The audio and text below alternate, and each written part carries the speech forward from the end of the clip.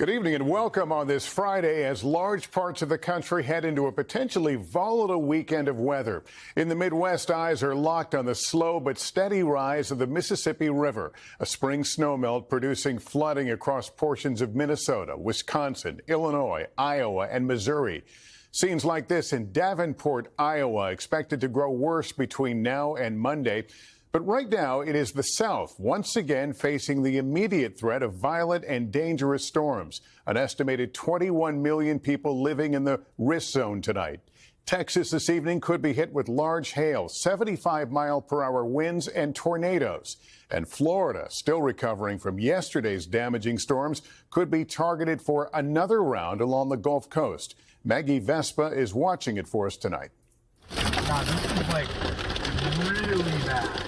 Tonight, an unrelenting lineup of vicious spring weather stretches on, from a trail of tornado damage down south to widespread flooding along the mighty Mississippi. I just don't know what the future holds. I'm sure that's what everybody else is thinking.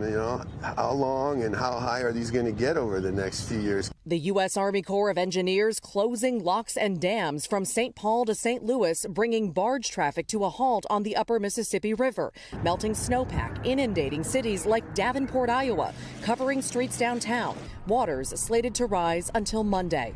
A local gas company cutting service to 130 homes flooded nearby. Evacuees stuck in hotels. Hopefully it will go down as fast as it came up and we can get in and start cleaning. Down south, destruction is coming from the skies. It blew out some windows. At least 7 tornadoes reported across Georgia and Florida overnight. By the light of day, breathtaking wreckage and heartbreak.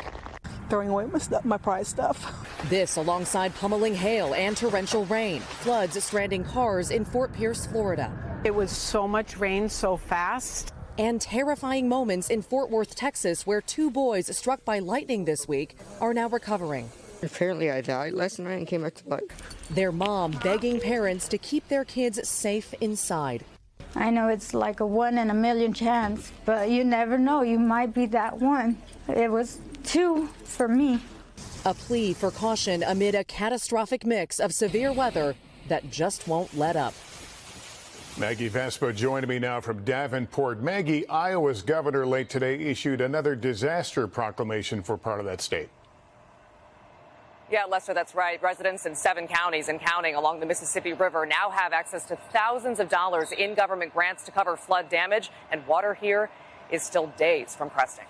Lester? All right, Maggie Vespa, thank you. And many facing more severe weather tonight and into the weekend. Others about to get drenched. Bill Cairns is here. Bill, walk us through it. Good evening, Lester. Already baseball-sized hail reported in central Texas. Dallas had a really strong thunderstorm go through, and now we're watching 60-mile-per-hour winds with that line heading through areas of central Texas, especially the Austin area. This is what we're going to have for the next couple hours as these storms approach areas of Houston later on tonight.